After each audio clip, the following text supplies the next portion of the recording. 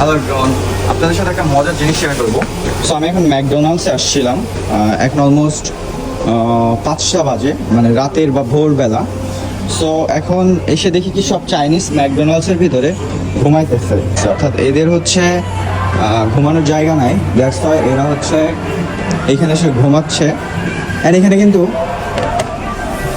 এরা এসে এখানে ঘুমাচ্ছেন, এখানে কিন্তু বলার কেউ কিছু নাই যে ভাই আপনি এখানে ঘুমাইতে পারবেন না বা এখানে ঘুমানো যাবে না। আমাদের দেশে অ্যাজ ইউজুয়াল কী হয়, কেউ যদি কোনো ক্যাফেতে যেয়ে কোনো কিছু না নিয়ে ঘুমায় তাহলে কিন্তু অনেক ঝামেলা হয়।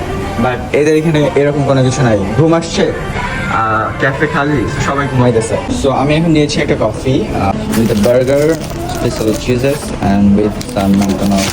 এই জিনিসটা অনেক মজার, লাইক এই জিনিসটা অনেক মজার, এই জিনিসটা খাইতে অনেক টেস্ট, বেশ মজার একটা জিনিস। এটা কেএফসিতেও পাওয়া যায়। তো এই হচ্ছে ওভারঅল সিচুয়েশন।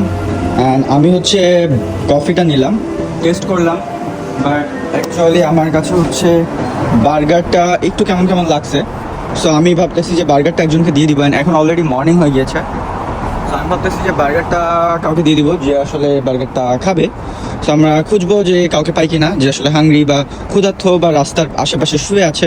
চায়নাও কিন্তু এমন রাস্তার আশেপাশে লোকজন পাওয়া যায়। আমি এখানে কিছু মানুষ পাইছি যারা আসলে বার্গারটা নিতে পারে। Burger burger burger burger So that's all. That's new feelings to me. So আমি এই জিনিসটা দেখলাম, এই জন্য আপনাদের সাথে শেয়ার করলাম। Signing out, Habib Khan from China. আল্লাহ হাফেজ।